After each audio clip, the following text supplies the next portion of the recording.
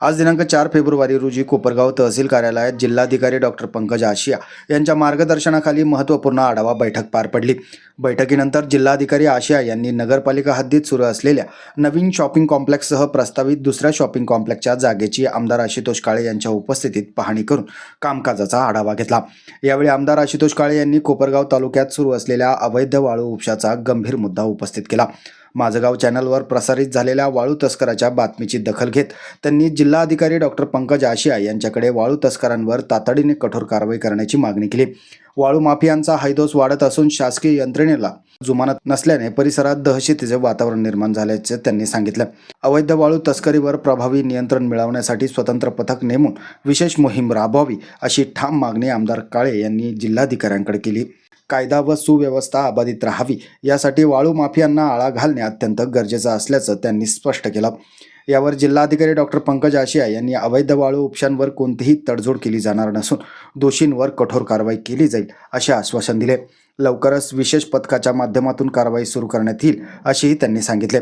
याबाबत आमदार आशुतोष काळे यांनी प्रसारमाध्यमांशी बोलताना अधिक माहिती देत प्रशासनाकडून ठोस पावले उचलली जातील असा विश्वास व्यक्त केला आहे। वाळूचा मी आता येतानाच डंपर बघितलं, म्हटलं आता जर तुम्ही इथल्या ऐवजी तिकडे रस्त्यावर आले असं तुम्हाला लगेच लक्षात आलं सगळं काय कशासाठी मी एवढं बोलतोय का रस्ते एवढे मी केलेले हे काय वाळू वाहण्यासाठी नाही केलेले। शेवटी वाळू ठीक आहे, वाळू शासनाचा जो काही मालमत्ता आहे पण त्याच्यावर कंट्रोल ठेवणं त्यांची जबाबदारी। इथं बाकीचेच आमचे लोक आम्ही सर्व त्याच्यामध्ये लक्ष घालतो आणि याच्यामुळं गुन्हेगारी आणि अवैध धंदे सगळे त्याच्यामुळे वाढत आहे।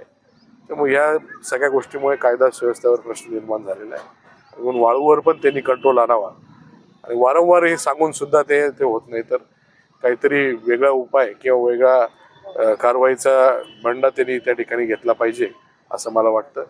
त्याच्याबद्दल त्यांनी आश्वासित केलेलं आहे, बघूया काय होतंय।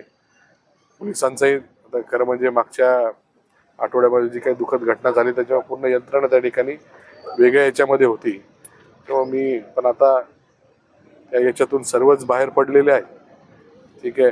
तर त्या गोष्टीमध्ये सर्वांनी डिपार्टमेंट असेल म्हणजे महसूल असेल पोलीस असेल जे डिपार्टमेंट आहेत त्यांनी सर्वांनी जातीने लक्ष घालून याच्यात कारवाई करावी अशी मागणी केलेली आहे। तहसील कार्यालयामध्ये नुकतं जे आहे अँटी करप्शनची कारवाई झालेली आहे, परंतु आपण जर बघितलं तर भ्रष्टाचाराच्या अनेक घटना ज्या आहेत समोर येत आहेत। अजून मी मीटिंगमध्ये ते सांगितलं का काही महसूलचे आणि पोलीसचे लोक त्याच्यामध्ये इन्व्हॉल्व असल्यामुळं या सर्व गोष्टींवर कारवाई होत नाही। तर आता कारवाई झालेली तर ती कशा कारणाने झाली माहीत नाही, म्हणजे लाच कशाची होती ते मला कल्पना नाही, पण या वाळूच्या याच्यामध्ये हे सगळे लोक असल्यामुळं त्याच्यामध्ये कारवाई होण्यासाठी एक वेगळी टीम वेगळे लोक तिथे आणले पाहिजे आणि त्यांनी त्या ठिकाणी ते सगळी कारवाई केली असं मला वाटतं।